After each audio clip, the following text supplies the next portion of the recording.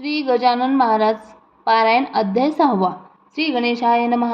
हे परममंगला श्रीहरी, तुझी कृपा झाली यावरी. अशुभ अवघे जाते दुरी, हा अनुभव संतांचा. त्या संतवाक्यी भरवसा, मी ठेवून श्रीनिवासा. मंगलाची धरून आशा, तुझ्या दारी पातलो.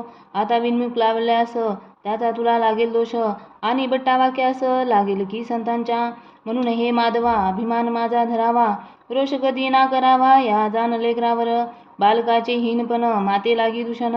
हे मनात आणून करणे असेल ते करी. असो बंकटलाला घरी, राहिली समर्थांची स्वारी. तई अपूर्व एक घडली ही खरी गोष्ट, श्रोते ती ऐका.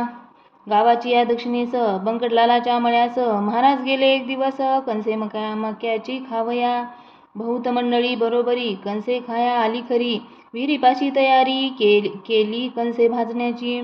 विहीर होती धनत्तर, पाणी जिला परंपार. गर्द छायेच्या वृक्ष थोर, जवळ होते चिंचेचे. आगट्या पेटल्या एकसरा, आज मासे हो 10-12. तेने डोंब झाला खरा गगनोदरी धुमाचा. त्या योगे ऐसे झाले, आग्या मोहोळ लागलेले. चिंच वृक्षावरी भले, त्याच्या माशा उठल्या की.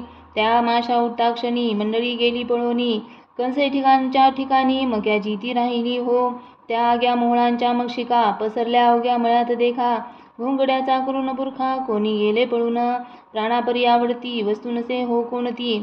अशा वेळी समर्थमूर्ती आसनी कोणी होती निर्धास्त. ते नाही पळून गेले, आसनी आपल्या स्वस्थ बसले. विचार करू लागले निजचित्ती माशांचा.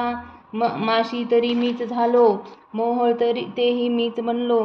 कणसे खाया मीच आलो, कोण कणसे तेही रूप माझे. ऐसे विचारे आनंदात महाराज राहिले डोलत. अंगावरी असंख्यात माशा येऊन बैसल्या. वाटे पासोडी माशांची, समर्थ पांघरले साची. योग्यता ब्रह्मनिष्ठाची, काय वर्णन करावी. माशाचा वरच्यावरी, परी न तो परवा करी. त्यांचे काटे शरीरी बोचले असते असंख्यात. यासी झाला एक प्रहर, भक्त झाले चिंतातुर. व्यंकटलालाचे अंतर दुःखे व्याकुळ झाले हो. कोठून बुद्धी झाली मला, येथे आणले समर्थाला. कणसे मक्याची खावयाला, मंडळीच्या समवेत. अशा समर्था लागून दुःख द्याया मीच कारण. झाले आहे हे का शिष्यपण, माझे हाय रे दुर्दैवा. बंकटलालाने तयारी पुढे येण्याची केली खरी. हे जाणून अंतरी कौतुक केले समर्थाने. जीवांनो जा निघून, बसा मोहळी जाऊन. माझ्या बंकटा कारण तुम्ही कोणी न जावावे. जमलेल्या मंडळीत बंकट हाच निसिंभक्त, जो माझ्या प्रीत्यर्थ येत आहे धावून या. ऐसे म्हणता माशा गेल्या मोहळावरी जाऊन बैसल्या. बंकटलालाने पाहिल्या त्या आपल्या निज दृष्टी. महाराज त्या पाहुनी बोलते झाले हसोनी. वा खूप केलीस मेजवानी आम्हासी तू माशांची. अरे ते जीव विषारी बैसले माझ्या अंगावरी. माझ्यापासून झाले दुरी, लड्डू फक्त येदवा. याचा करी विचार, संकट आल्या कोणावर, कोणी न सहाय्य करणार. एका ईश्वरा वाचुनी, जिलेबी पेढे बर्फी खाती, माशा आल्या पळून जाती. ऐशी जयांची आहे कृती, ते स्वार्थी भक्त निसंशय. बंकटलाल मधुरोत्तर करिता झाला तयावर. महाराजांनो का सोनार, काटे माशांचे काढावया. महापापी मी गुरुराया, तुम्हालागी त्रास द्याया. अन्विता झालो या ठाया, माशा किती रचल्या तरी. गांधी अग्नित अंगावर उठल्या तुमच्या साचार. याचा व्हावया परिहार, उपाय सांगा कोणता. बंकटलालाचे ऐकिले वचन महाराज बोलते झाले. अरे यातना काही अधिक घडले, डसणे स्वभाव माशांचा. मला त्याची मुळीच बाधा होणार नाही जानकदा. त्या माशी रूप सच्चिदानंदा म्या जाणले म्हणून. माशी तरी तोच झाला, तोच आहे माझा पुतळा. पाण्यानेच पाण्याला काय दुखविता येईल. हे ऐकता ब्रह्मज्ञान बंकटलाल धरी मौन. काटे काढण्या लागून बाहिले त्याने सोनारा. सोनार चिमटे घेऊन आले, देहास शोधू लागले. कोठे आहेत काटे रुतले, मक्षिकेचे पाहवया. महाराज बदले तयांना, काय ह्या बैंध्या मैथुना. करीत असा तुमच्या नयना, काटे ते ना दिसतील. ते काढण्या चिमट्याने गती नाही मुळीच साची. साक्षी ह्या गोष्टीची मीच दावितो तुम्हाला. ऐसे म्हणून कौतुक केले, वायू लागी रोधून धरले. तो काटे अवघे वरी आले, रुतलेल्या स्थलातून. तो पाहता प्रकार लोकानंदले फार. कळून आला अधिकार श्री गजानन स्वामींचा. पुढे कणसे भाजली, अवघ्यांनी ती ग्रहण केली. असमानी निघून आली मंडळी निजग्रहाते. असो पुढे एक वेळा महाराज गेल्या कोटाला. आपल्या बंधूस भेटण्याला श्री नरसिंहजी कारणे. हा कोतशालीचा शिष्य मराठा जातीचा. कंठमणी विठ्ठलाचा भक्तिबलाने झाला असे. त्या नरसिंगजीच्या चरित्र मी भक्त लीला अमृतात वर्णिले आहे इथंभूत आता ते सांगणे.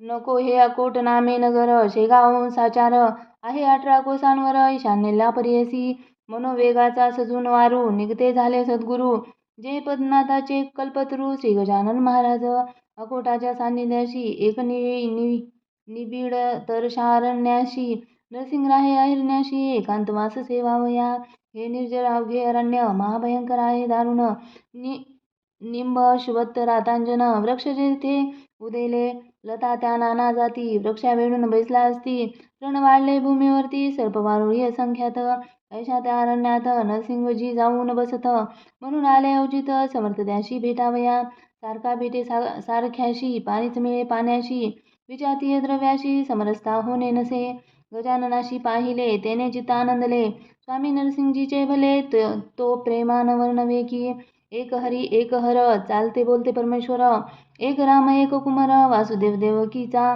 एक मुनी वशिष्ठ एक पराशर ऋषी श्रेष्ठ एक जाणीवीचा काट एक तट गोदेचा एक हिरा कोहिनूर एक कौस्तुभ साचार एक वैनते एक कुमार सती वानरी अंजनीचा दोघे भेटले एकमेका दोघा आनंद सारखा बैसते झाले असनी एका हितगुज ते करावया अनुभवते आपापले एकमेका कधी ते झाले नरसिंगा तू उत्तम केले प्रपंचात राहिलास मी त्याग केला तयाचा स्वीकार करून योगाचा या सच्चिदानंद तत्वाचा करिता झालो विचार या योगाच्या क्रियेत गोष्ट होती अघटित ज्यांचा मुळी न लागे अंत या सामान्य लोकाला त्या गोष्टी लपवावया पिसा बनलो जगा ठाया उपाधी ते नासावया वेड बळेच पांघरलो तत्व जाणण्याकरता मार्ग कथिले आहेत तीन कर्मभक्ती योग म्हणून शास्त्रकारांनी शास्त्रात फल या तिन्ही मार्गांचे एकची आहे अखेरीचे बाह्य स्वरूप त्यांचे भिन्न भिन्न असे की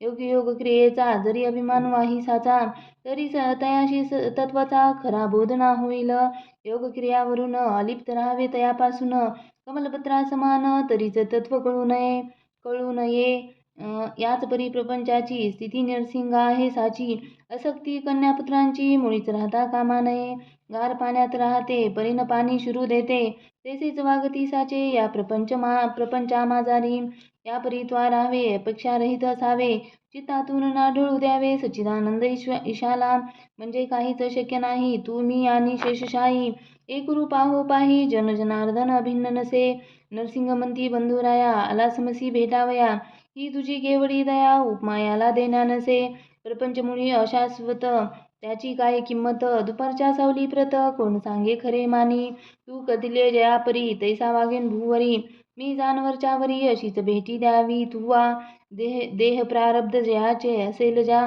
जातीचे तेच आहे व्हावयाचे लोकाचारी निसंशय तुम्हा आम्हा करणे जे का धाडिले ईशाने तेच आहे आपणा कारणे निरालसपणे भूमीवरी आता विनंती तुकीच खरी व्यवहारिक भेटवरच्यावरी देत जावी साजिरी मी धाकटा बंधू तुझा नंदीग्रामा राहिला भरत रघुपतीची वाट पाहत तेसाच मी या कोटात राहून पाहतो वाट तुझी तुला येथे यावया अशक्य काही नाही सदया अवघ्या आहेत योगक्रिया अवगत तुला पहिल्यापासून पदन लाविता पाण्याप्रत योगीभर धाव वरुणी पळत क्षणा माझी फिरून येत शोधून अवघ्या त्रिभुवना ऐसेही तुक जुबेंतांचे रात्रभरी झाले साचे भरते आले प्रेमाचे दोघांची या संगमी खरे जे का संत ते हेच घडून येत धामिकांची होतात भांडणे पाहून एकमेका धामिक म्हणून नये गुरु ते अवघे पोट भरू पुरा माझी फुटके तारू तारण्याशी समर्थ नसे धामिकाचा बोलबाला जरी होता जगी भला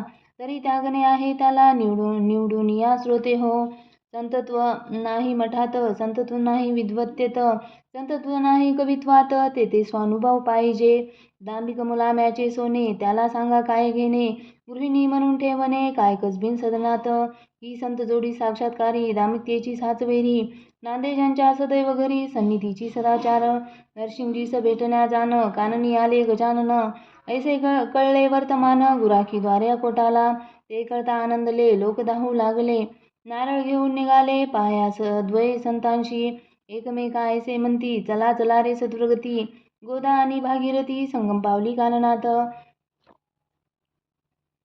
त्या भेटरूपी प्रयागाशी जाऊ आपण स्नानाशी.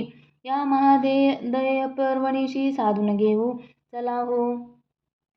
तो इकडे काय झाले, गजानन आधीच निघून गेले. नरसिंहाची पुसून भले, भेटना झाली पौराशी. पुढे एकदा गजानन करीत असता भ्रमण, दर्यापुराच्या सानिध्य जाण. येते झाले शिष्यांसह, दर्यापुराच्या शेजारी शिवरगाव निर्धारी. असे चंद्रभागेच्या तीरी भूषणावास जेथे. स्रोते ही चंद्रभागा, पंढरीची नाही बघा. ही लहानशी एक गंगा, प्रवेशनीला मिळणारी. या शिवरगावात वज्रभूषण नामे पंडित. 4 भाषा अवगत होत्या स्रोते जयाला. कीर्ती ज्याच्या विद्वत्तेची, वराठी पसरली साची. याला भक्ती भास्कराची. अत्यंतिक असे हो प्रत्यय चंद्रभागेवर. स्नान करी साचार, उदयास येता दिनकर. अर्घ्य त्याशी देतसे पंचउषा काल. वज्रभूषण उठे भला, सारून प्रातर्विधीला. अरुणोदयी स्नान करी तेही शीतोदकांनी. ऐसा कर्मठ परिज्ञान, मान्यता विद्वज्जनी. ज्याची होती विशेष त्या शिवरगावाला. योगीराज फिरत आला, वाटे तपाचे द्यावयाला. फल त्या वज्रभूषणाशी, चंद्रभागेच्या वाळवंटी. हा बैसला ज्ञानजेठी, समोर नदीची या काठी. आले वज्रभूषण स्नानाला, ती प्रभातीची वेळा पहा. प्रकाशिल्या दाही दिशा, कुकुटाचा आवाज येई. वरचे वरी ऐकावया, चातक भारद्वाज पाखरे. जाऊ लागली त्या दरे, भास्कराशी सामोरे. पूर्व दिशा लक्षून, भास्कराचा उदय होता. तमनिमाला हा हा म्हणता, जैसा सभेस पंडित येता, मूर्ख जाती उठवणी. ऐशा त्या सुप्रभाती, वाळवंटी गुरुमूर्ती. बैसली होती निश्चिती, भ्रमानंदी डोलत. सवे शिष्य अपार, बैसले होते मंडलाकार. ते शिष्य नव्हते किरणे थोर, त्या गजानन भास्कराची. तई वज्रभूषण तत्वता, झाला सूर्याशी अर्घ्य देता. तो हा पुढे ज्ञान सविता, त्याने पाहिला प्रत्यक्ष. सूर्याप्रमाणे सतेज कांती, अजानुभावी निश्चिती. दृष्टींना सागराच्या वरती, स्थिर जयाची झाली असे. ऐसा पुरुष पाहता क्षणी, वज्रभूषण हर्षला मनी. संध्या सामान घेऊनी, आला धावून जवळ त्यांच्या. अर्घ्य दिले पायावरी, गजाननाच्या सत्वरी. प्रदक्षिणा ही अखेरी, त्याने घातली तयाला. मित्राय नमः, सूर्याय नमः, भानवे नमः, खगाय नमः. ऐशी नावे घेऊन पहा, घातले 12 नमस्कार. शेवटी आरती ओवाळली, गजाननाशी आदरे भली. न्यूनता ती नाही पडली, कशाचीही त्या ठाया. प्रार्थनापूर्वक नमस्कार, साष्टांग केला अखेर. मुखाने ते स्तवन थोर, महाराजांचे चालले. माझ्या तपाचरणाचे फळ आजी मिळाले साचे. दर्शन दिव्य पायांचे, आज झालो धन्य मी. नभोधरींच्या भास्कराला, देतो होतो अर्घ्य भला. तो आज प्रत्यक्ष पाहिला, ज्ञाननिधी योगेश्वर. श्लोक. हे पूर्ण ब्रह्म जगचालक ज्ञानराशी. ऐसे युगायुगी किती अवतार घेसी. झालास दर्शन तुझे भयरोग चिंता.